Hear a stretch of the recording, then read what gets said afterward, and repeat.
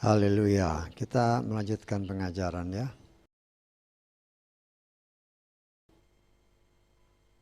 Firman Tuhan kita ambil dari 1 Raja-Raja pasal 6. Ayat 37 dan 38. Nanti saudara baca semua ya. Jadi saya hanya kutip beberapa ayat. Kemudian dijabarkan semua. Dan oleh kemurahan Tuhan kita bisa mendapatkan pembukaan rahasia. 1 Raja-Raja pasal 6 ayat 37 dan 38. Kita akan baca semua ayat ini dan supaya bacaannya sama, kita baca seperti apa yang tertulis di depan ya. Kita baca bersama 3, 4. Bait Yahweh didirikan tahun yang keempat dalam bulan Zu. Dan tahun yang ke-11 dalam bulan Bul, yaitu bulan ke-8, bait itu diselesaikan semua bagiannya dan sesuai dengan seluruh perencanaannya. Demikianlah dia membangunnya selama 7 tahun. Haleluya. Silakan duduk. Puji Bapa Yahweh, kita mengucap syukur oleh kemurahan Tuhan ya. Kita memasuki pengajaran ini. Nah, saya percaya tinggal mungkin 1 atau 2 session lagi ya sudah selesai. Untuk pengajaran yang kita ambil awal dari kitab 1 Samuel. Dan kita akan menghabiskan sampai zaman Salomo. Saudara yang dikasih oleh Bapa Yahweh, kita sudah mendengar bahwa berdasarkan perintah Bapa Yahweh kepada Daud yang mempunyai ide awal untuk membangun bait suci, tetapi Tuhan katakan kepada Daud bahwa yang membangun itu adalah Salomo, anaknya ya. Dan kita melihat di dalam perkembangannya ya. Ketika ide itu dikeluarkan, kemudian pernyataan Tuhan dinyatakan, ternyata tidak semudah itu apa yang Tuhan mau jalankan itu terjadi ya. Karena sadar atau tidak sadar, setan juga tidak suka ya kalau bait Tuhan itu, bait Yahweh itu didirikan. Karena itu dia berusaha untuk menggagalkan dengan menghadirkannya penentang-penentang Raja Daud. Teristimewa datang dari keluarganya sendiri, anak-anaknya sendiri. Tetapi kita melihat setelah semua pemberontakan demi pemberontakan. Dan di antara pemberontakan itu ada beberapa yang didalangi oleh anak-anaknya sendiri. Ya. Tetapi kita melihat rencana Bapa Yahweh tidak mungkin digagalkan oleh siapapun. Sehingga pada akhirnya dan dengan cara Tuhan, Salomo diangkat menjadi raja menggantikan Daud. Dan kemudian Daud yang memang sudah mendapatkan rancangan itu berdasarkan hikmat daripada Roh Kudus yang sudah kita pelajari. Dengan caranya Bapa Yahweh, Daud diterangkan bagaimana bentuk bait itu. Itu semua dalam pimpinan Roh Kudus. Dan kemudian semua rencana-rencana ini diserah terimakan kepada Salomo sesuai dengan perintah Tuhan. Nah, kita mengetahui bahwa Daud tidak hanya merencanakan ya kalau sekarang mungkin istilahnya blueprintnya, tetapi dia sudah menyiapkan juga semua bahan yang dibutuhkan untuk membangun bait suci. Nah, kita melihat rencana yang begitu matang, baik itu biaya, baik itu dana, baik itu material, baik itu tenaga. Dan akhirnya bait ini mulai dibangun pada zaman Salomo. Ya, nah, kita sempat menyinggung kemarin tentang pembangunan ini, ya, di mana kayu-kayu yang dipakai, ya, untuk membangun bait suci ini mereka dapatkan dari Raja Tirus, ya, si Hiram, Raja Tirus, yang mengirimkan beberapa macam kayu-kayu yang dibutuhkan, ya, beberapa macam kayu yang dibutuhkan. Saudara baca di dalam apa namanya, 1 Raja-Raja pasal 5 dan seterusnya, ya. Nah, kita melihat karena kuasa Roh Kudus yang bekerja atas Hiram Raja Tirus yang adalah sahabat Daud, dia tidak membantu setengah-setengah, ya. Setelah timbul perjanjian antara Salomo dengan Raja Hiram, kemudian Raja Hiram mengerahkan tenaga kerja, tukang-tukang potong kayu, ya. Sekian puluh ribu orang dia serahkan untuk menebang kayu-kayu, ya.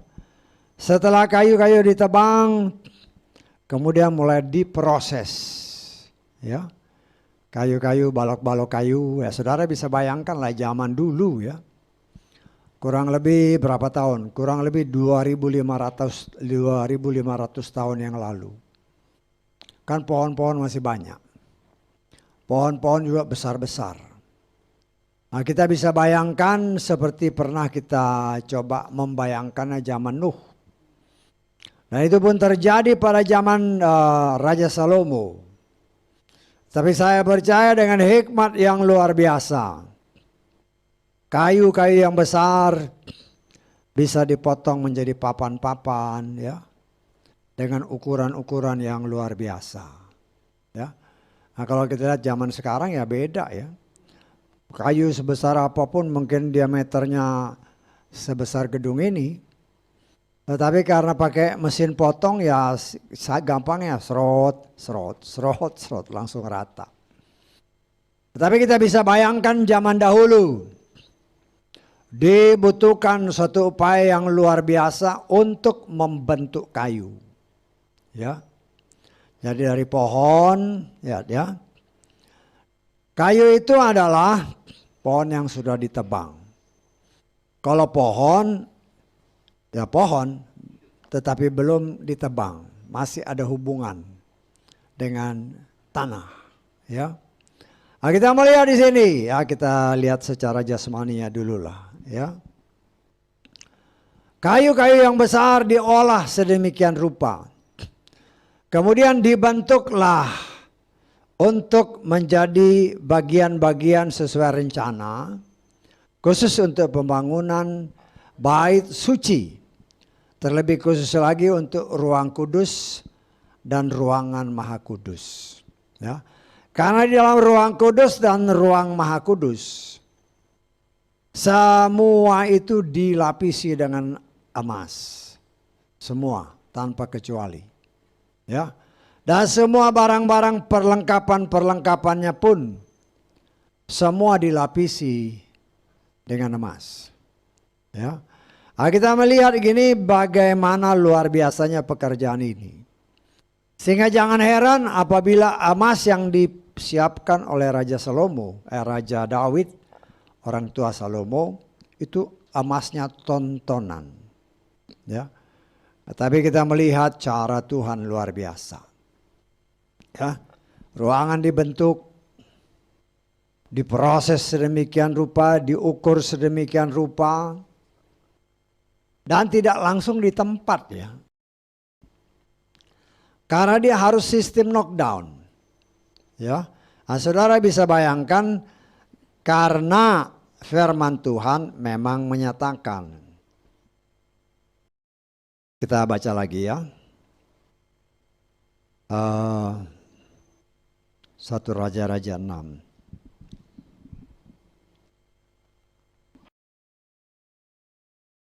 ayat ke-7.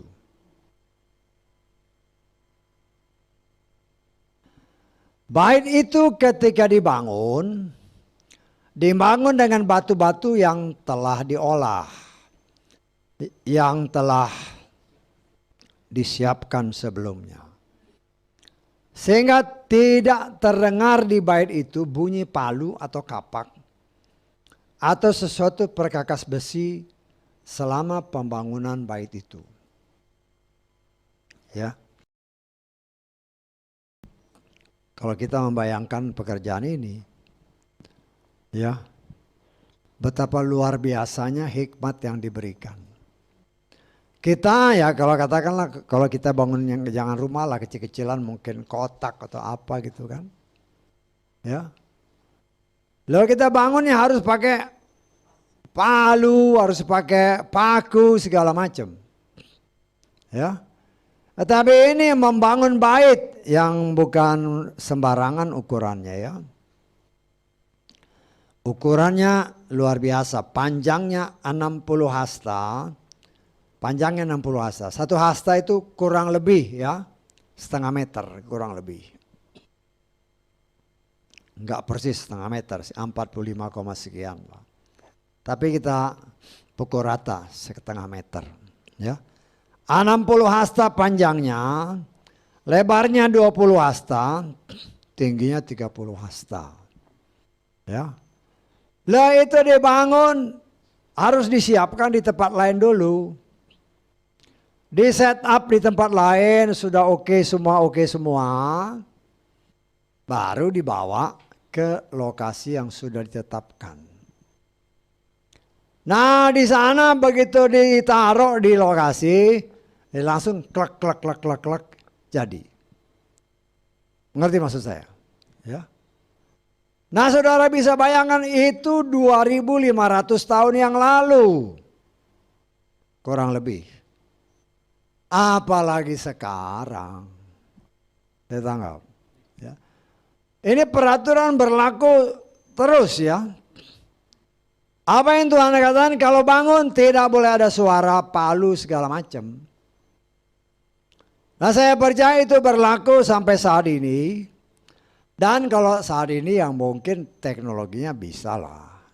Mungkin dia nggak pakai hammer, cuma kan dia pakai hidrolik kan, nggak, bukan tak-tok. Hidrolik kan hampir nggak ada suara. Ya. Tetapi ya itu saya percaya mereka pun sudah. Karena kan sekarang kan mereka sedang mempersiapkan pembangunan bait suci ini. Ya. Pembangun bait suci dengan cara yang luar biasa. Ya mungkin bukan dengan kayu. Mungkin ya. Kita nggak tahu. Tetapi bisa aja itu dengan beton-beton yang sudah disiapkan. Ya. Nah, sebagai contoh mereka kan bikin tembok pembatas itu kan. Itu kan pakai beton-beton semua. Entah di mana bikinnya tiba-tiba udah jadi berdiri semua. Berat. Setingginya mungkin berapa sekitar 6 meter.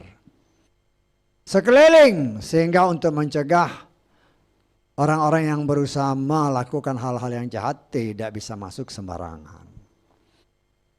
Nah, ini saya percaya kalau nanti ya sekarang kan berita-berita mulai hangat lagi kan. Karena sapi-sapi merah sudah berhasil dikembangbiakkan dan mereka memang mempersiapkan sapi merah ya khusus ya seperti apa yang tertulis ya. Harus sapi merah ya. Dan itu sesuatu yang memang kalau saya katakan mujizat ya. Sapi ini sudah hilang dalam tanda kutip hilang. Kira-kira selama 2000 tahun. Nggak kedengaran lagi. Tiba-tiba kok bisa muncul. Kalau bukan pekerjaan Bapak Yahweh tidak mungkin. Tidak mungkin. Ya. Nah di sini kita melihat luar biasanya. Nah, setelah kayu-kayu disiapkan sedemikian rupa. Sudah di set up semua. Baru dilapisi dengan emas. Luar biasa sekali. Ya. Jadi betapa presisinya kayu-kayu itu dan betapa presisinya emas yang akan ditempelkan di sana. Sehingga tidak ada sedikit pun celah yang orang bisa lihat ada kayunya. Bisa tanggap. Yang terlihat itu hanya emas. Tidak ada kayunya. Dan itulah pekerjaan untuk hormat kemuliaan Bapa Yahweh. Salomo dengan hikmatnya yang luar biasa mengajarkan anak-anak buahnya untuk mereka dapat mengerjakan semua pekerjaan ini untuk Bapa Yahweh. Ya, nah, kita melihat di sini, ya, kayu itu melambangkan manusia. Saya pernah kasih ayatnya, ya. Kayu itu melambangkan manusia.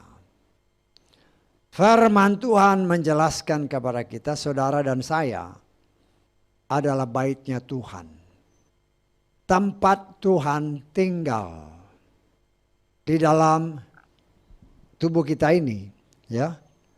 Tubuh kita baca lagi, ya, 1 Korintus pasal berapa itu? Kita baca 1 Korintus pasal 6 ayat 19. 1 Korintus 6 ayat 19. Haleluya. Atau tidak tahukah kamu bahwa tubuh kamu adalah tempat suci bagi Roh Kudus yang ada di dalam kamu, yang kamu peroleh dari Elohim, dan kamu bukanlah milik kamu sendiri. Sebab kamu telah dibeli dengan sebuah harga. Karena itu muliakanlah Elohim dengan tubuhmu dan dengan rohmu yang adalah milik Elohim. Ya. Nah, tubuh ini, daging ini, ya, mau dipakai Tuhan untuk tempat tinggalnya. Elohim yang suci, Elohim yang kudus berkenan hadir di dalam hati mereka yang menamakan diri anak-anak Bapa Yahweh dan yang diadopsi oleh Bapa Yahweh sebagai anak-anaknya. Nah, kita ini yang masih banyak tadinya kan seperti pohon kan, kita ini tadinya tertanam dengan dunia. Jadi yang ada di dalam hidup kita ini hanya keinginan daging, keinginan mata, dan keangkuhan hidup. Karena itu, nah kita lihat situasi kondisi kita. Karena firman ini tadi kan, bahwa kita ini bait Elohim. Ketika kita menerima Dia sebagai Tuhan dan Juru Selamat, maka hubungan kita diputuskan. Ikatan kita dengan dunia ditebang. Tidak lagi berakar ke dunia. Bisa tangkap? Ya. Tidak lagi berakar kepada dunia. Jadi kita sebagai anak-anak Tuhan, hidup kita bukan lagi bergantung kepada dunia. Tetapi seperti firman Tuhan menyatakan, kita hidup bukan dari roti yang kita kenal saja. Tetapi kita hidup juga dari roti yang berasal dari sorga, yaitu firman Tuhan. Nah, kita sebagai anak-anak Tuhan yang tadinya tertanam kepada dunia karena iman. Ya, karena iman, karena kita dianugerahi iman. Ya, saya sudah terangkan ya, bahwa tidak semua orang punya iman.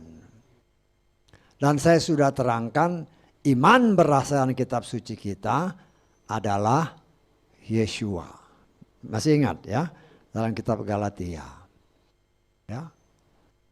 Karena itu kalau dikatakan seperti Tesalonika, tidak semua orang punya iman, tidak semua orang percaya Yeshua, itu genap. Bisa ditangkap. Sehingga walaupun dunia mendengar nama Yeshua, Yeshua, Yeshua, tapi tidak bisa diterima. Karena itu genap dikatakan tidak semua orang punya iman. Tidak semua orang punya Yeshua atau percaya kepada Yeshua. Dan kita yang sudah percaya kepada Yeshua harus dengan iman, tidak lagi mengandalkan kekuatan kita kepada dunia. Karena semua keinginan daging, keinginan mata dan keangkuhan hidup kita terhadap dunia ini sudah diputus.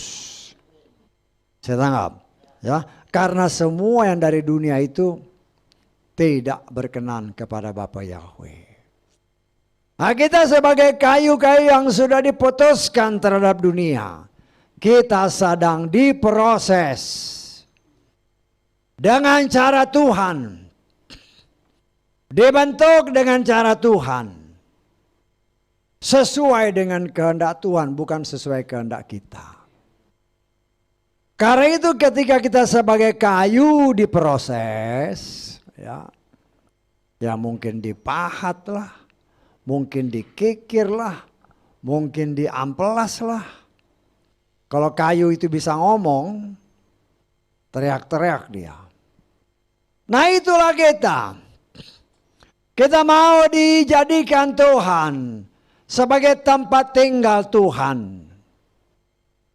Ya kalau saudara umpamanya pengen punya rumah kan, atau pengen bangun rumah, tentunya yang punya rumah itu kepengen rumah itu jadi sesuai kehendak dia, betul nggak?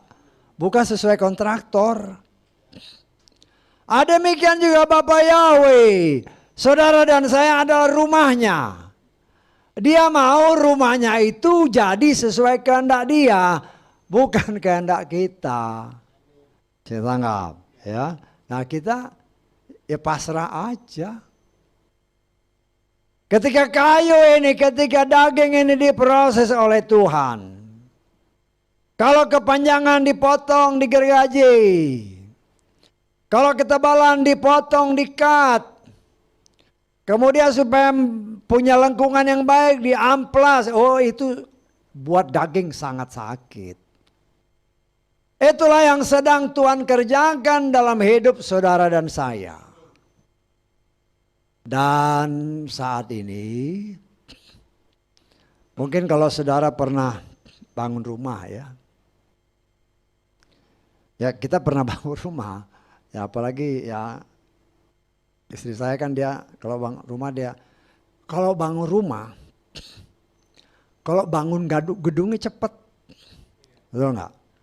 Tetapi nanti pas mau finishing baru ya, oh saya maunya begini, saya maunya begini, lo ini pakai ini, pakai ini, pakai ini. Pertama, ongkosnya jadi lebih naik. Kedua, waktunya lebih lama. Ya, finishing inilah. Ya, setelah kayunya beres kan dipoles semua, kan mau ditempelin dengan emas.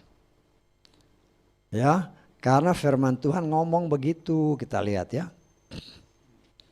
Kitab Roma pasal ke berapa itu?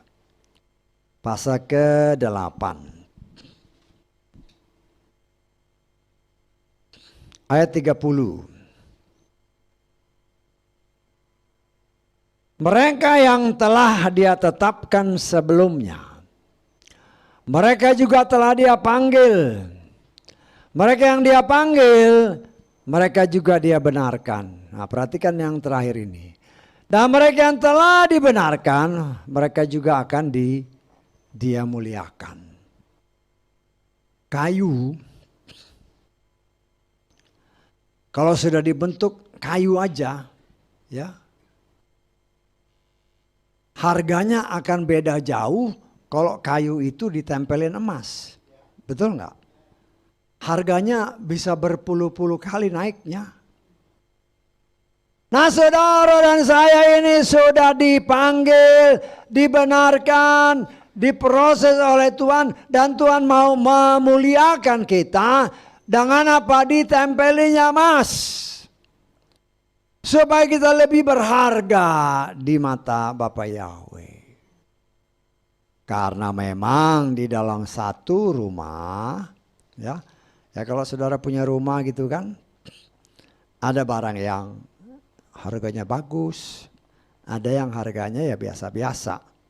2 Timotius pasal 3, pasal 2 ayat ke-20. 2 Timotius 2 ayat 20.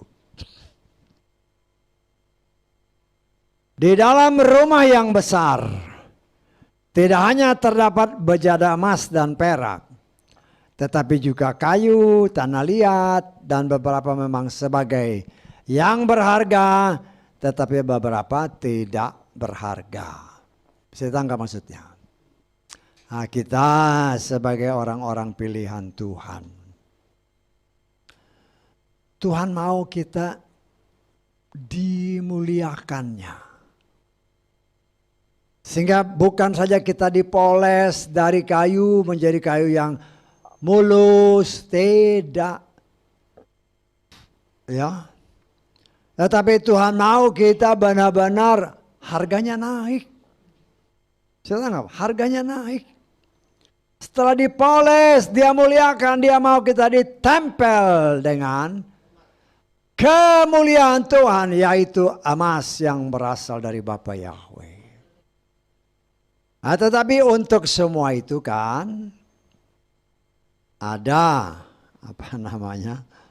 pengorbanannya, ya kan? Seringkali kita bilang amin, amin, amin. Giliran diproses, aduh, susah juga ya ikut Tuhan. Keluarkan komen-komen seperti ini. Ternyata susah juga ikut Tuhan ya. Ya setan bisikin, iya memang susah. Jadi mau ngapain? Nah, enak kan di dunia. Ya, itulah timbul pergumulan. Kita yang tadinya sudah, kan kita tadinya sudah diputus hubungannya dengan dunia. Tapi karena mulai timbul keluhan-keluhan sama seperti bangsa Israel. Walaupun mereka sudah dibebaskan dari tanah perbudakan, sudah lari jauh, sudah pergi jauh, tetapi pikirannya masih, aduh, capek nih jalan nih, capek nih, nggak tahu jalannya berapa lama lagi nih. Akan enak kalau aku ada di Mesir, tinggal duduk-duduk aja. Ya walaupun kerja sebagai budak, tapi masih santai, kerjanya ya di situ-situ aja. Ini jalan entah kemana. Hanya janji-janji nanti. Tapi nggak nyampe-nyampe. Nah itulah keluhan-keluhan yang terjadi juga bagi anak-anak Tuhan sekarang ini. Ya.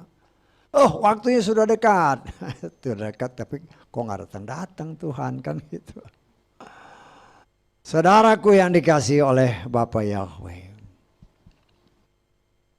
Pekerjaan untuk membangun bait suci adalah satu pekerjaan yang luar biasa besar. Dan kalau saya mau boleh katakan, saya tafsirkan ya. Saya tafsirkan. Mungkin salah satu pekerjaan yang paling mahal di dunia adalah pekerjaan pembangunan bait sucinya Salomo. Saya tanggap, ya. Loh ini bukan asal ngomong ya.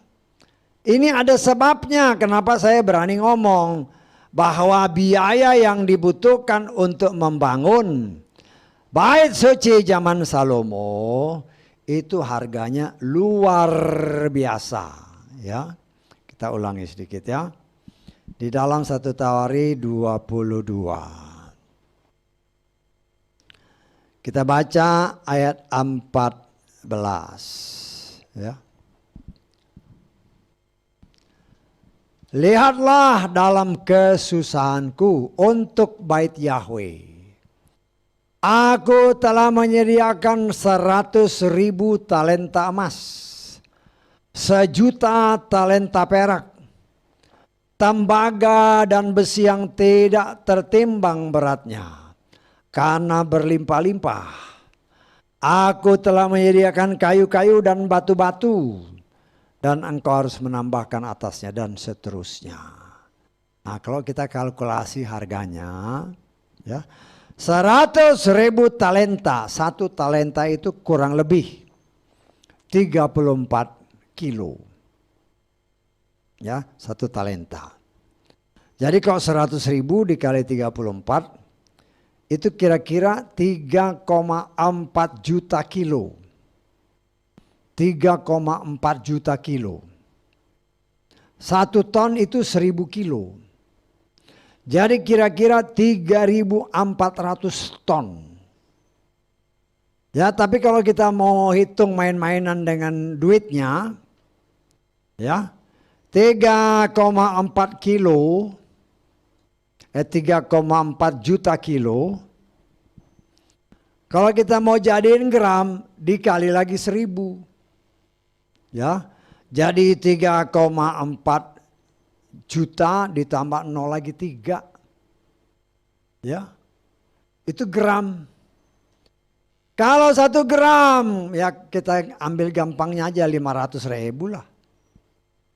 Loh, berapa triliun biayanya? Itu baru emasnya ya. Belum lagi dikatakan 1.000.000 talenta perak, 1 juta. 1 juta dikali 34, berapa ton perak?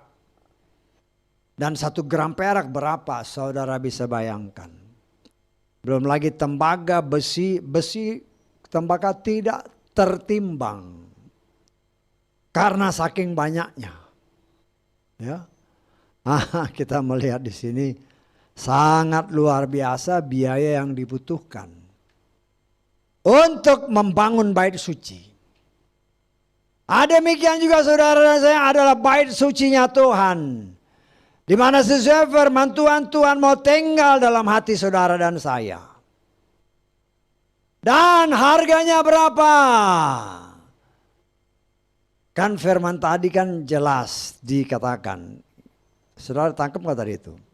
1 Korintus pasal 6 tadi. Ya, kita lihat ya. 1 Korintus pasal 6. Kita baca ayatnya yang ke-20. Kamu telah dibeli dengan sebuah harga. Karena itu muliakanlah Elohim dengan tubuhmu dan dengan rohmu yang adalah milik Elohim. Pakai apa? Kamu telah dibeli bukan emas perak, tetapi dibeli dengan darah yang kudus. Darah yang tidak bisa dinilai dengan emas dan perak. Dia berkorban untuk saudara dan saya, supaya kita mau menjadi tempat kudusnya. Di mana dia bertata dalam hati kita dan menjadi raja dalam hidup kita. Ya. Karena itu kita harus sangat menyadari betapa luar biasanya akan pekerjaan Roh Kudus dalam hidup saudara dan saya. Saudara dan saya itu sangat berharga di mata Tuhan. Walaupun kadang-kadang kita pikir, ya, kalau kita mikir nih siapa saya?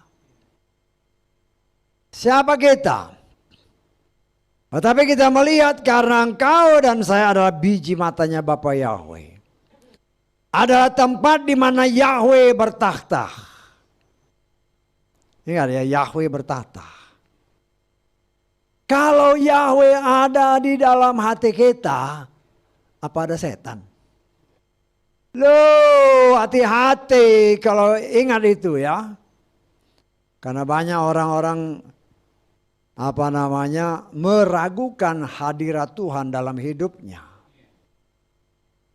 Sehingga ketika ada tawaran-tawaran ya yang berasal dari dunia, kemudian ada tawaran-tawaran dari orang-orang yang menamakan diri mungkin pelayan-pelayan Tuhan. Loh, ini karena saya pernah dengar sih ya. Nah, itu kita harus hati-hati. Ya. Nggak tahu saya pernah nggak saudara dengar, kamu mau tahu rumahmu ada setan? Caranya begini. Loh, katanya kau adalah milik Bapak Yahweh. Kok masih nyari di rumahmu ada setan apa enggak? Itu hati-hati ya. Kita harus ingat Ayub itu orang yang benar. Di mana setan tahu bahwa Ayub itu dibagari oleh Tuhan. Loh, Bapak Yahweh ada di dalam hati kita. Kalau ada orang yang berani mengajarkan itu, saudara harus berani menolak. Saya tanggap. Saya mencoba mengajarkan basic firman Tuhan. Basic dalam arti kata,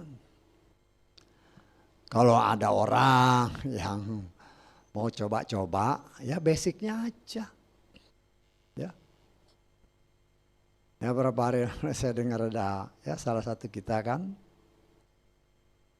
bilang, oh dibaptisnya harus pakai nama ini, pakai paket namanya. Waduh, hebat sekali.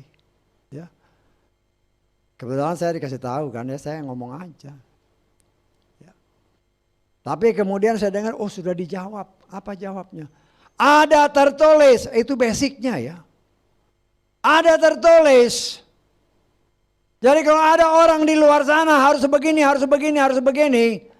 Harus pakai paket segala macam, ada tertulis. Kalau ada tertulis, jangan kau dengerin orang. Saya tanggap. Ya.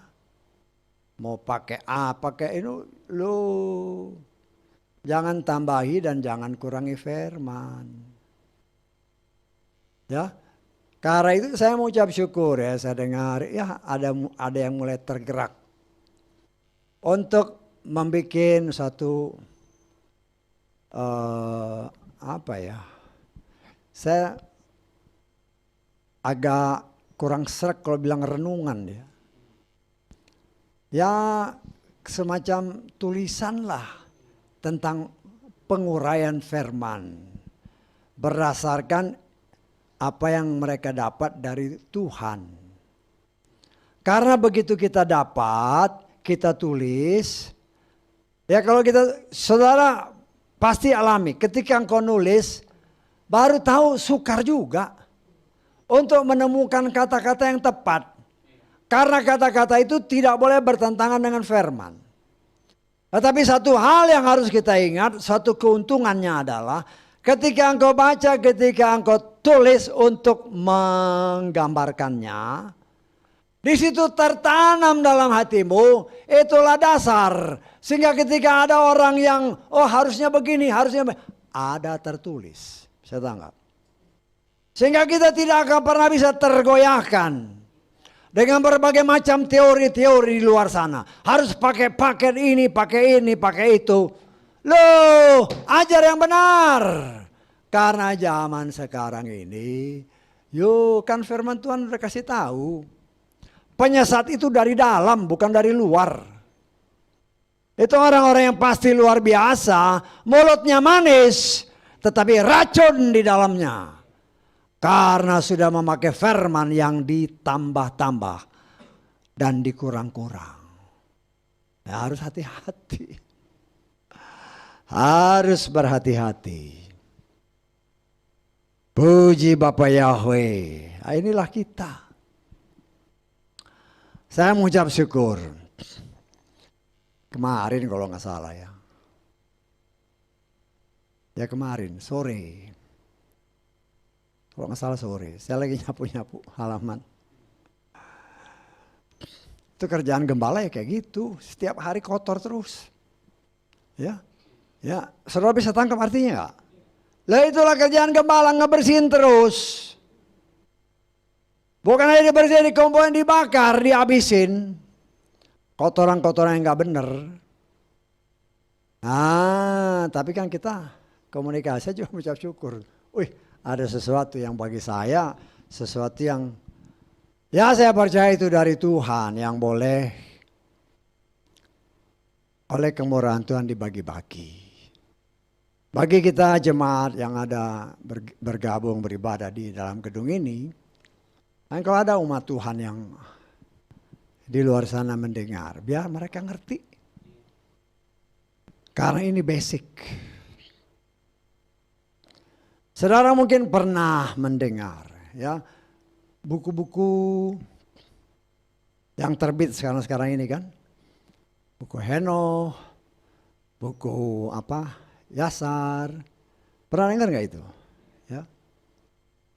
Buku-buku itu kebanyakan yang baca adalah mereka yang percaya Bapa Yahweh. Tapi kalau gereja-gereja yang lain, boleh dikata mereka tidak begitu tertarik dengan buku-buku itu. Di satu sisi saya mengatakan benar juga. Karena ternyata banyak orang yang dengan buku-buku yang tadi saya katakan ada 4 atau 5 judul, saya lupa itu. Ya karena pas muncul-muncul kan saya baca itu. Habis itu ya saya simpen aja. Hanya buat tahu. Lah yang menjadi permasalahan yang Tuhan ingatkan waktu saya nyapu nih. Saya nyapu. Ada komen dari banyak mereka yang menamakan diri pelayan-pelayan Tuhan.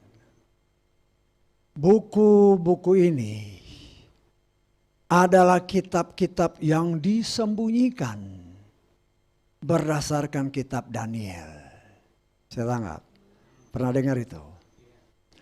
Jadi berdasarkan kitab Daniel, inilah buku-buku yang dulu disembunyikan. Dan sekarang ini baru dimunculkan. Oh, kelihatan luar biasa. Banyak pengikut penyembah Bapa Yahweh. Oh percaya, oh ya, masa ya. Loh. Karena imanmu bobrok, jadi begitu gampangnya menerima hal-hal yang kita harus teliti ya. Firman Tuhan katakan, ujilah segala sesuatu, peganglah yang baik. Saya tanggap. Kita baca aja ya. Karena banyak itu di luar begitu ngomongnya kayak gitu kan. Ini berdasarkan kitab Daniel, kitab yang disembunyiin dulu, nanti akhir zaman baru dikeluarin. Lah, muncul buku-buku, oh ini buku yang dimunculkan. Kita lihat. Daniel pasal keempat. Daniel pasal 12 ayat 4.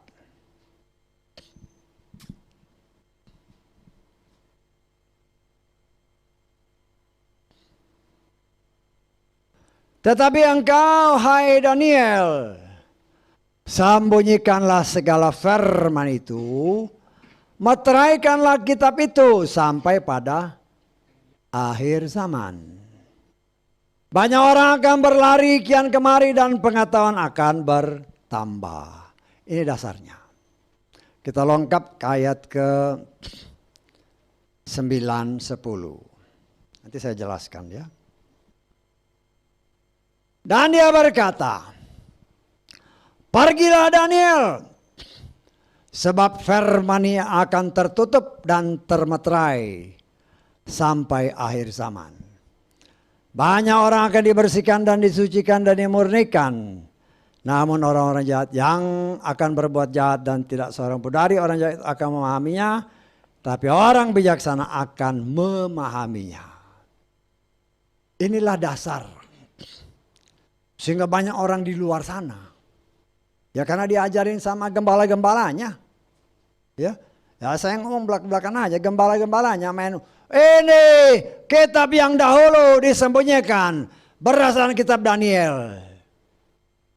Lo enak aja. Lo jemaatnya percaya.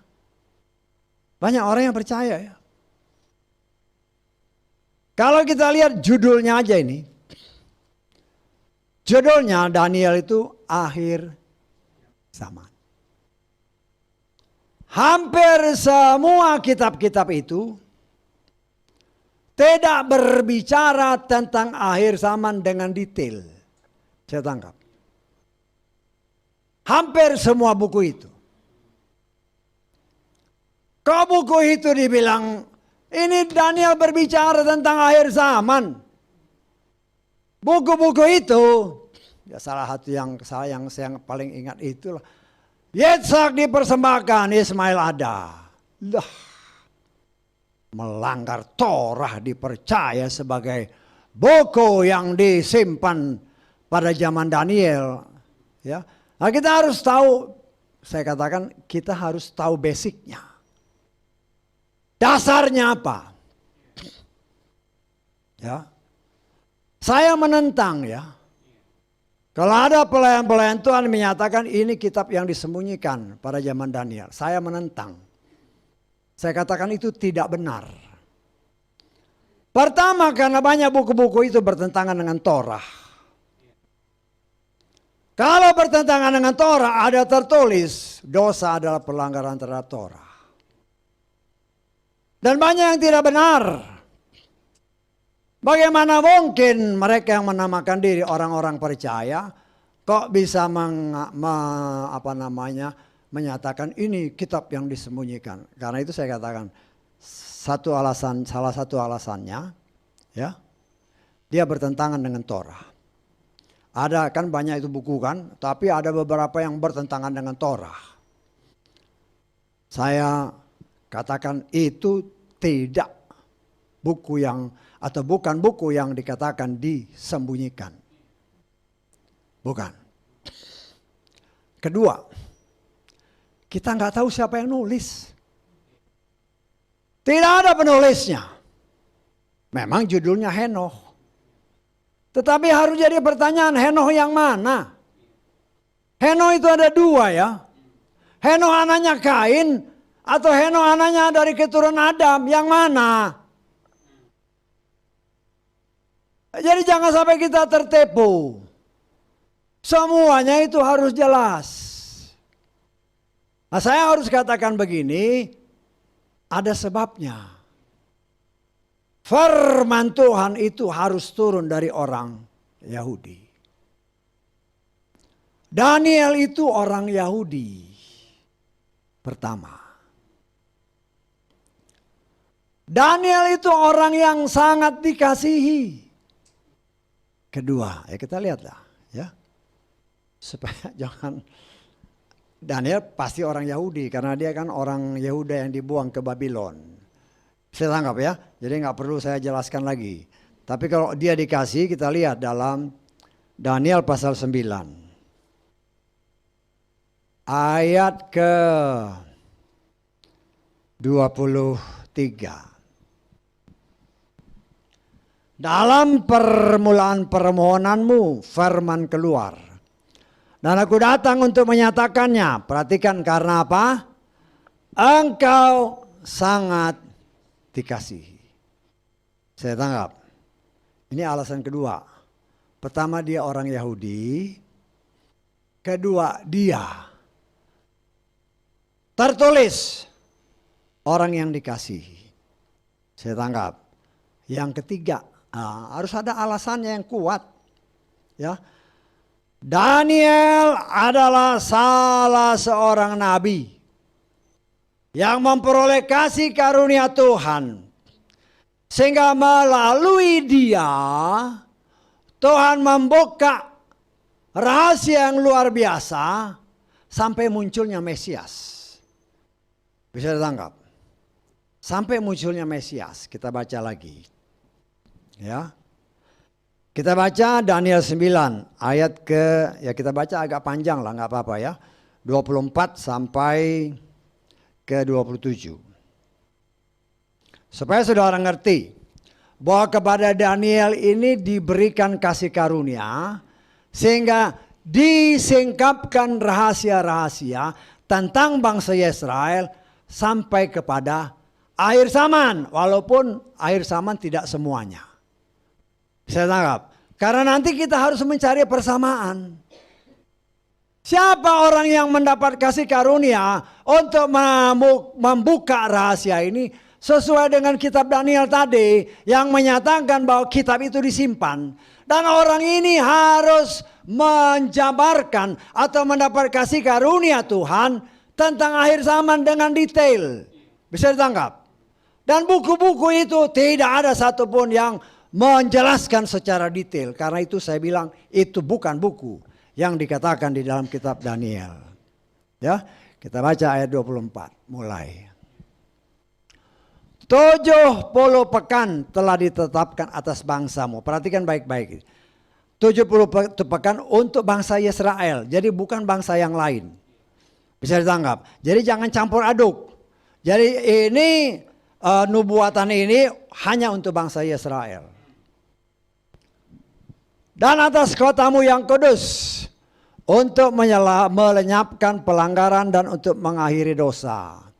Dan untuk menghapuskan kesalahan dan untuk mendatangkan kebenaran yang kekal. Dan untuk memeteraikan penglihatan dan nubuat. Dan untuk mengurapi yang maha kudus. Ketahuilah serta pahamilah. Dari saat perkataan itu keluar, dari saat firman itu keluar, ya, saat itu firman itu keluar itu ada berbagai macam tafsiran. Tahunnya sekitar 450-an sebelum Masehi, ya, itu memang ditafsirkan itu sekitar zaman Artasasta, ya. Tapi nanti saudara baca di kitab Ezra, kemudian dikatakan. Serta bahwa dari saat perkataannya keluar untuk memulihkan dan membangun kembali Yerusalem sampai kepada Mesias penguasa itu. Lamanya 7 pekan. Nah, perhatikan ini, ya. Lamanya tadi kan 70 pekan, ya. 70, saya tangkap. 70 pekan. Di sini ada 7 pekan dan ada 62 pekan. 7 pekan ditambah 62 pekan. Berarti berapa total? 7 tambah 62 berapa? 69 pekan. Masih ada 1 pekan. Bisa tangkap? Tadi kan kita berbicara 70 pekan. Ditetapkan untuk bangsa Israel. Tapi di sini dipisah lagi. Ada 7 pekan dan 62 pekan. Bisa ditangkap? Ngerti ya? Jalan itu akan dibangun kembali juga tembok itu walaupun di masa kesukaran. Sesudah 62 pekan, tadi kan 7 plus 62. 7 dulu ya, jangan dibalik. 7 dulu baru 62. Setelah 62 pekan, Mesias disingkirkan. Tidak ada apapun lagi padanya kemudian rakyat dari seorang penguasa sambil datang menyerbu. Mereka memusnahkan kota dan tempat kudus itu. Pada akhirnya akan ada air bah, bahkan sampai akhir akan ada peperangan yang menghancurkan yang telah ditetapkan. Dan dia akan meneguh perjanjian dengan banyak orang selama 1 pekan. Ini 1 pekan terakhir. Saya tangkap. Tadi kan 70 pekan. Saya tangkap. Terus dipisah. 7 pekan ditambah 62 pekan masih 69, sisa 1 pekan. Saya tangkap. 1 pekan ini pada pertengahan pekan. 1 pekan is 7 hari. Berarti di pertengahan pekan itu berapa? 3,5 hari. 3,5 hari menyebabkan korban persembahan sajian terhenti. Nah, kita coba menafsirkan. Saya tanggap. Ini yang dikatakan Daniel mendapat pembukaan tentang sampai Mesias. 7 pekan pertama, 1 pekan itu 7 hari. Saya tangkap, ya, 1 pekan itu 7 hari. 7 pekan 7 kali 7 berapa? 49 hari. 1 hari itu biasanya dihitung identik dengan tahun. 49 tahun. 49 tahun berdasarkan kitab Yohanes. Nah, kita boleh sedikit-sedikit main lah ya. Yohanes pasal kedua ayat ke-20. Lalu orang-orang Yahudi itu berkata, 46 tahun lamanya tempat suci ini dibangun.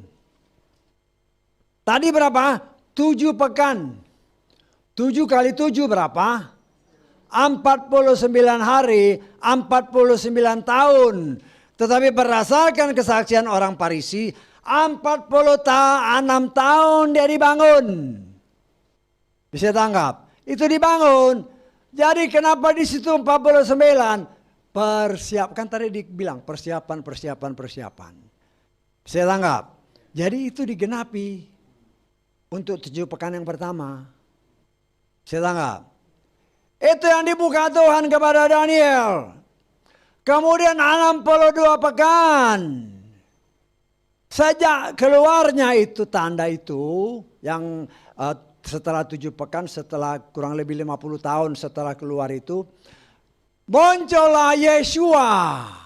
62 pekan kemudian, 62 pekan kalau kita kali, ya, 62 pekan itu berapa? 62 dikali 1 pekan berapa? 7. 62 dikali 7. Saya tangkap. Bisa ditangkap? 62 kali 7, itu sekian tahun. Sekian ratus tahun kemudian setelah perintah itu keluar kepada Artasasta, Yeshua muncul dibaptis. Saya tangkap. Dan kata firman Tuhan yang tadi terakhir, pada pekan setengah pekan, setelah dia muncul, dia mulai melayani selama 3,5 tahun. Dia di-cut. Saya tangkap. Bisa ditangkap maksud saya. Dia disalibkan. Nah, tetapi ini harus genap. Sisa 3,5 hari. 3,5 hari ini digenapkan nanti oleh si Moshe dan Elia. Bisa ditangkap. Nah, Daniel ini dipercaya untuk membuka rahasia sampai Yeshua. Bisa tangkap. Walaupun nanti 3,5 tahun yang terakhir itu kerjaan Moshe. Nah, sekarang pertanyaannya siapa? Kan kita harus cari siapa sekarang yang dipercaya untuk mendapatkan pembukaan itu. Dalam kitab Daniel tadi, bisa ditangkap maksud saya. Pertama, orangnya harus orang Yahudi. Tidak boleh orang lain. Kedua, orangnya itu harus dikasih oleh Tuhan, tertulis. Saya tangkap. Ketiga, orang ini harus mendapatkan pembukaan tentang akhir zaman sampai selesai. Bisa ditangkap. Nah, kita cari siapa? Saudara kira-kira udah bisa tahu belum? Harusnya udah bisa tahu. Ya, nah kita lihat kitab Yohanes.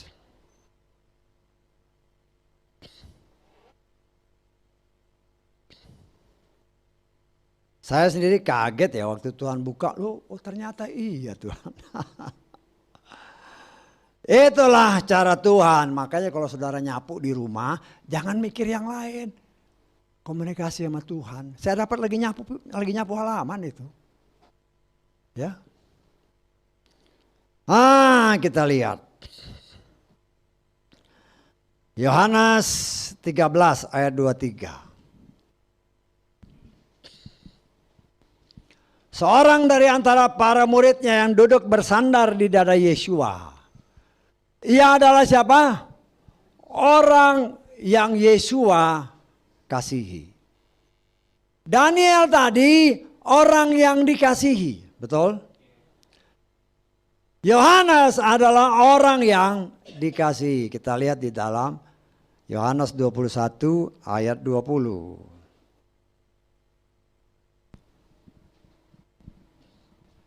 Namun ketika berpaling, Petrus melihat murid yang Yeshua kasihi, sedang mengikuti yang ada. Dia yang pada saat perjamuan malam itu bahkan bersandar di dalamnya berkata, Tuhan, siapakah yang mengkhianati kau, dan seterusnya. Sudah dapat bayangan? Ini bukan kata saya ya. Jadi harus similar, harus sama, harus sepadan. Untuk mendapatkan pembukaan rahasia, sama seperti Daniel. Pertama dia harus orang Yahudi. Kedua dia orang harus dikasihi Tuhan, ada tertulis. Ya semua nabi dikasih, tetapi kedua orang ini jelas dikasih. Ada tertulis, mereka dikasih. Yohanes, Rasul, Rabi Yohanes. Dialah yang mendapatkan pembukaan rahasia akhir zaman sejak zaman Yeshua. Yaitu apa? Kitab Wahyu. Itu kitab akhir zaman yang dikupas dengan sangat detail. Bahkan sampai langit yang baru, bumi yang baru, yang lama dimusnahkan. Itulah kitab yang dimaksudkan Tuhan ketika dia berbicara kepada Daniel. Simpan, karena akan ada waktunya. Nah, banyak orang yang tidak menyangka ya. Saya juga kaget waktu nyampe, oh iya Tuhan.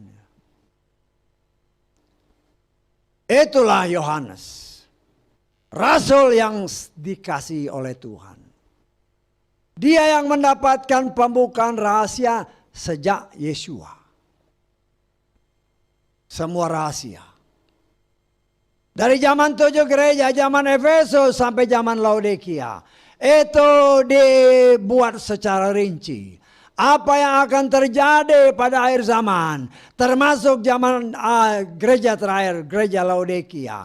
Gereja kelihatannya, oh kok Laodikia. Laodikia akhirnya artinya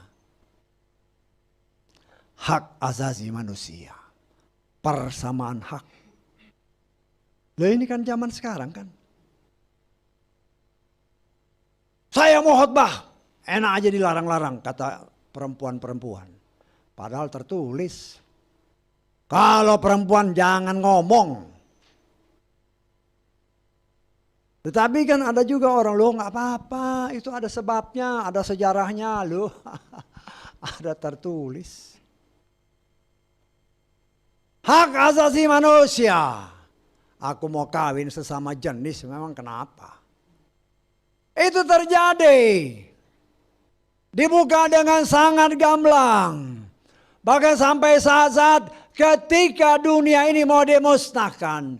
Dijabarkan oleh Yeshua. Dibuka rahasia-rahasia firman. Hanya kepada orang yang sangat dikasihi, yaitu Rasul Yohanes. Karena itu saya sangat menentang ada orang yang mengatakan, oh ini kitab-kitab yang dikatakan oleh Daniel. Jangan dibodohi sama pelayan-pelayan Tuhan seperti itu. Saya katakan gak ada hikmatnya sama sekali. Gak ada hikmat sama sekali. Ya kalau ada pelayan-pelayan yang dengar ya biar dia dengar. Yang dimaksudkan kitab Daniel itu kitab Wahyu. Yang dimaksudkan Daniel itu Yohanes, Rasul, Rabi yang sangat dikasihi Tuhan. Dia yang mendapatkan pembuka rahasia sampai sangat-sangat detail. Semua dengan detail, hanya Yohanes yang dapat pembukaan itu. Tidak ada satu nabi pun dari Kejadian sampai Wahyu yang mendapatkan sampai detail. Ya ada banyak kitab suci, oh nanti langit baru, bumi baru. Tapi hanya begitu. Tetapi saya dapat seperti itu, banyak nabi-nabi dapat seperti itu. Tetapi tidak sedetail apa yang Tuhan buka kepada Rabi Yohanes. Murid yang sangat dikasihi. Dengan kriteria-kriteria yang sama dengan Daniel. Harus orang Yahudi, harus dikasihi, harus mendapatkan pembukaan rahasia. Itu hanya cocok dengan Rasul Yohanes, tidak ada yang lain. Saya tangkap maksud saya. Saya bisa buktikan, karena itu saya kasih ayatnya. Supaya kita, jadi jangan ketipu dengan pelayan-pelayan palsu di luar itu. Yang bilang ini buku yang tertulis dalam kitab Daniel. Itu pembohong besar. Ya kita terang-terangan aja. Karena memang sekarang ini kan sudah dikasih tahu. Yang palsu-palsu itu bukan dari luar, dari dalam. Kalau dari dalam sulit membedakan. Sulit. Ya saya mau ucap syukur ya. Ada, ya saya nggak perlu kasih tahu lah. Yang ngomong ini pasti tahu lah. Ya mungkin saudara tahu lah ya kan. Loh ini ada tertulis. Nggak ada baptisan pakai paket-paket. Loh yang ngomong. Ya karena itu dasarnya. Saya tanggap. Kalau kita berani ngomong ada dasarnya. Ya nggak perlu takut. Karena banyak orang di luar sana hanya untuk menghinakan telinga. Ya. Buat apa? Bukan lagi zamannya kita mengenakan telinga manusia. Ya mungkin di luar sana ada yang merah kupingnya kalau saya bilang itu pembohong palsu. Bilang kitab Daniel yang kata kitab Daniel yang dimeteraikan itu adalah kitab-kitab yang baru muncul. Di mana hikmatmu? Tidak ada satupun dari kitab-kitab itu yang menjelaskan dengan rinci tentang akhir zaman. Tidak ada. Bahkan kitab itu Yitzhak waktu dikorbankan ada si Ismail. Itu bukan akhir zaman itu. Saya tahu maksud saya. Ya kadang-kadang sedih saya. Kok begitu mudahnya mereka yang menamakan diri umat Tuhan. Sudah percaya Bapa Yahweh, percaya Yeshua Masiah. Gampang sekali dibodohin. Aduh, yang pernah saya ngomong ini kan. Ada tertulis, sebelum ayam berkokok engkau sudah menyangkali aku. Kata Yeshua kepada Petrus kan. Diterjemahkan itu bukan ayam. Sekarang gak ada ayam. 2000 tahun yang lalu. Jangan kau rubah-rubah firman Tuhan. Jangan rubah firman Tuhan. Hanya melihat situasi kondisi sekarang. Itu bukan tukang kayu. Ini semua batu. Tadi kan kita baca kan. Kayu. Walaupun rumahnya batu-batu tetap ada kayu di dalam. Yang saya sedih, orang-orang ini kok gampang benar berubah. Hanya karena saya dengar sih dari tour guide itu.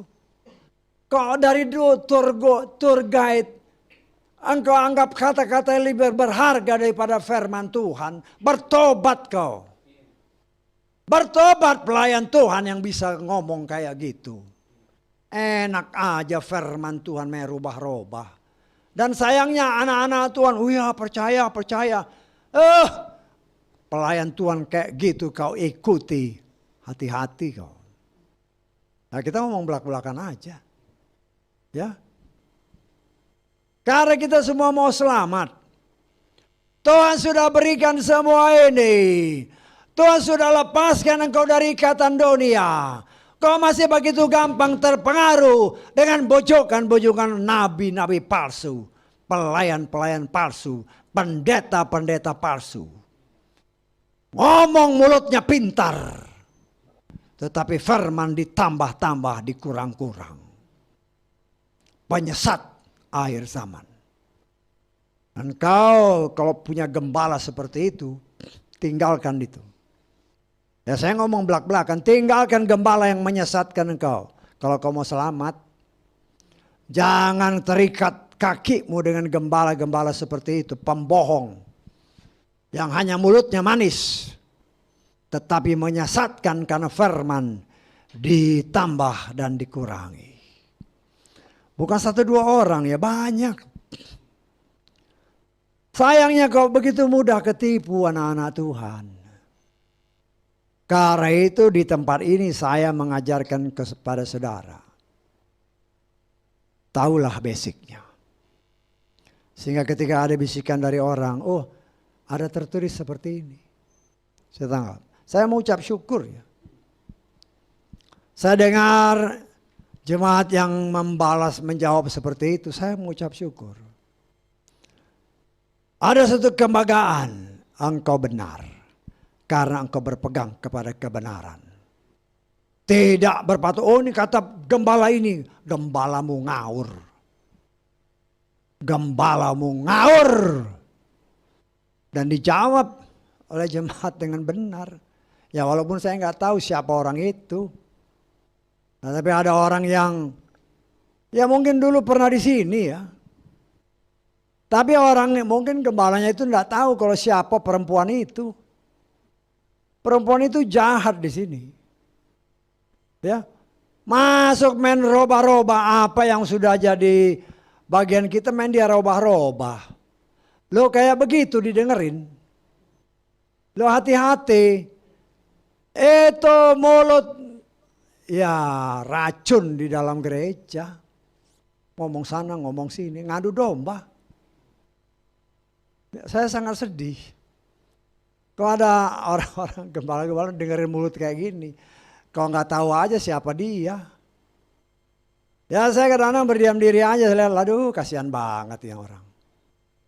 Mulutmu terlalu tajam. Padahal engkau pengacau di gereja ini. Cara Tuhan menyingkirkan kau dari gereja ini. Karena gereja ini memang dibentuk oleh Tuhan. Untuk supaya umat Tuhan dimurnikan. Sehingga pengajaran-pengajaran dari luar. Setan-setan yang mau nyusup jadi jemaat. Terlempar. Terlempar dengan cara Tuhan. Saya mengucap syukur ya. Bukan kita mau bangkit, kita ini mau hidup kudus. Tuhan tahu kita juga punya kelemahan. Tetapi kalau dimasukin ular biludak di sini. Ya bisa repot. Mulutnya aja manis, tetapi akhirnya kelihatan belangnya. Dengan cara Tuhan. Luar biasa Tuhan kita. Ya mungkin banyak orang yang gak tahu siapa dia. Tapi saya tahu. Tapi saya gak mau ngobrol ya. Hanya sayangnya dia gabung ke mana-mana, dia ngomong gak beres. Ya di sana percaya aja. Sama orang-orang seperti ini. Lu hati-hati. Hati-hati. Ya mungkin ini keras ya. Kalau yang saya maksud dia dengar biar bertobat dia. Jangan ngadu domba sana sini. Domba diadu-aduin terus. Ngomong sana begini, ngomong sini begitu. Ya, saya mengucap syukur engkau dilempar Tuhan dari tempat ini. Karena mulutmu gak beres. Kelakuanmu gak beres. Apalagi kalau mau lihat latar belakang hidup. Saya kan tahu latar belakangnya dia. Saya tahu persis latar belakangnya dia, tapi saya nggak mau kasih tahu. Karena itu pelayanan pribadi saya dengan orang-orang ini. Jadi saya tahu siapa dia. Kalau dia dilempar Tuhan lihat orang ini bahaya. Orang ini sangat bahaya. Kita mau dimurnikan, kita sedang dipoles oleh Tuhan dengan cara Tuhan. Termasuk dengan lingkungan. Ya walaupun kadang-kadang juga ya saya kan tahu kondisi jemaat. Ada jemaat juga ya macam-macam sih. Ya. Wah ada orang baru, wah ditempel, tak ya bagus sih. Betul nggak? Kalau orang baru datang ya bagus, ajak ngobrol-ngobrol. Bagus, tapi belakangan ketahuan, nunjuk. Tuh lihat yang baju putih itu ibu itu. Oh dia tuh begini. Loh. Saudara ngerti maksud saya? Itu karakter yang tidak benar. Tapi gak perlu saya beberin lah siapa orangnya. Tapi itu ada di dalam jemaat. Ya kalau ada orang seperti itu ya bertobat lah. Buat apa kita ngomongin orang? Ya. Banyak orang yang seperti itu. Saya dengar saya sedih. Ya. Saya sedih. Bahkan pernah ada satu orang jemaat ngomong. Kelihatannya marah dia. Dia pas pagi-pagi di bawah. Dia ngomong, Bapak sih begini. Khotbahnya begini. Pokoknya khotbah gini. Saya bilang saya nggak pernah khotbah kayak, wah saya itu padat. Pokoknya dia tuduh saya, ada khotbahnya begini. Saya langsung bilang, saya punya rekamannya ya. Khotbah saya punya rekamannya. Langsung ciut dia. Oh kalau gitu bukan di sini. Pas ngobrol-ngobrol di bawah. Apalagi di bawah saya nggak pernah ngomong yang macam-macam. Langsung diam dia. Dan benih-benih seperti ini. Kalau orang ini tidak bertobat. Ya kelihatannya memuja-muji Tuhan. Tetapi hati-hati, karena itu saya ajarkan kepada semua kita. Ngobrol sama orang ya oke-oke aja, tapi yang positif, jangan jelekin orang. Jangan jelekin orang. Orang itu mungkin jelek pada menurut pandangan kita, tetapi belum tentu dia benar-benar jelek sesuai pandangan kita. Bahkan mungkin sebaliknya, dia lihat, loh kamu ini kok ngomongin orang-orang begini. Karena saya tahu, kan ada orang yang diomongin, kan, orang itu lapor, Pak, kok orang itu ngomongnya begini-begini loh. Kasihan Pak. Inilah pemolesan yang sedang Tuhan kerjakan dari antara kita. Ya, saya mengasihi semua orang. Walaupun ada seorang jemaat yang pernah ada di sini. Dan sekarang dia ada di luar kota jauh sana. Dia ngomong, Pak, hati-hati orang ini. Bahaya orang ini Pak. Loh ngomong sama saya. Lah inilah kondisi-kondisi seperti ini. Saya harus buka kepada kita semua supaya kita ngerti. Ya. Kita belajar jangan ngomongin orang. Karena itu kan pernah saya katakan dari atas mimbar. Kalau bersaksi, jangan menyaksikan tentang orang lain. Saksikanlah tentang dirimu. Karena yang tahu dirimu adalah kamu sendiri. Jangan kau saksikan tentang orang lain. Kalau kau saksikan tentang orang lain, jangan-jangan dia marah. Ya kita belak-belakan aja. Karena bukan lagi waktunya kita main kucing-kucingan sama Tuhan. Jangan. Ya. Inilah proses di mana saudara dan saya sebagai baitnya Tuhan. Tuhan mau dia tinggal di dalam hati kita. Tetapi kalau hati kita nggak beres, bagaimana? Kalau saudara diundang oleh seseorang, tapi di rumahnya itu ada kotoran binatang, kotoran manusia, siapa yang mau masuk? Nggak ada yang mau masuk, jijik. Begitu juga Tuhan. Begitu juga Tuhan, kalau dia lihat hati kita nggak beres, bagaimana dia mau masuk ke dalam hati kita? Tidak mau dia. Nah saya tidak katakan bahwa saya lebih baik dari kita, sama-sama dalam proses. Tapi mari dalam proses ini kita bukan saling mengkritik, tapi saling mengoreksi, saling membangun, saling ayo maju. Terlebih waktunya sudah semakin dekat, ayo maju. Ya. Nah kita sama-sama ngerti. Sehingga semua, saya mengucap syukur ya. Ini kan pengalaman. Kalau nanti saudara nyapu di rumah, jangan mikir yang lain. Mikir, umpamanya mau merenungkan, mau nulis itu kan. Apa yang mau ditulis ya? Tanya Tuhan, firman itu yang punya Tuhan. Sehingga melalui komunikasi kita dengan Tuhan dalam hati. Saya komunikasi dengan Tuhan dalam hati. Ya, dalam hati tiba-tiba Tuhan buka. Yang dimaksudkan Daniel itu adalah kitab Wahyu. Bukan kitab yang lain. Dan memang kitab Wahyu itu secara detail. Secara sangat detail dijabarkan tentang akhir zaman. Bagaimana dunia ini akan dihancurkan. Bagaimana langit yang baru, bumi yang baru akan dimunculkan bagi anak-anak Tuhan. Loh, saya kaget. Oh iya benar, itu benar. Saya tidak ada seorang pun yang bisa membantah bahwa kitab Wahyu itu adalah kitab akhir zaman. Siapa yang mendapatkan kasih karunia?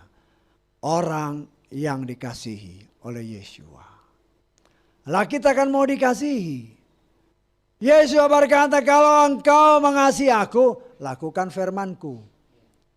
Kalau kita mengasihi dia, maka dia akan mengasihi kita.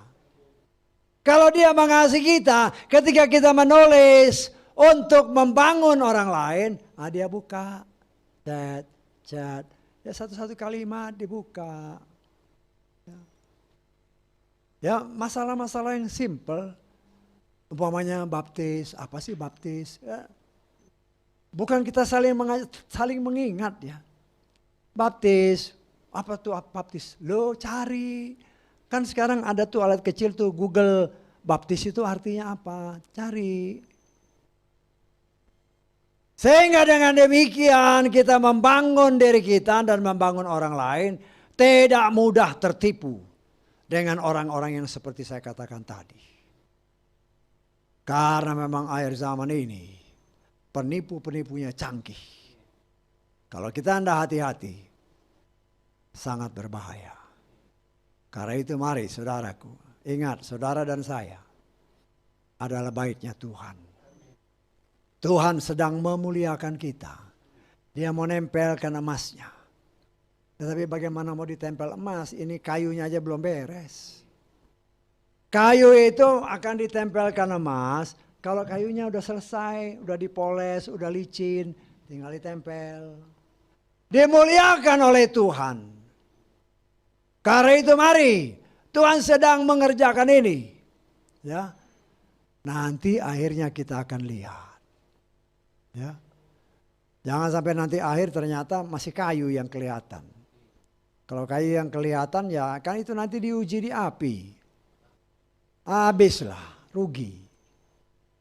Ya, nah kita maju, sama-sama kita maju. Tidak ada yang lebih satu sama lain. Tapi mari kita saling berlomba supaya kita mencapai iman yang sempurna. Haleluya, amin. Mari kita bangkit berdiri.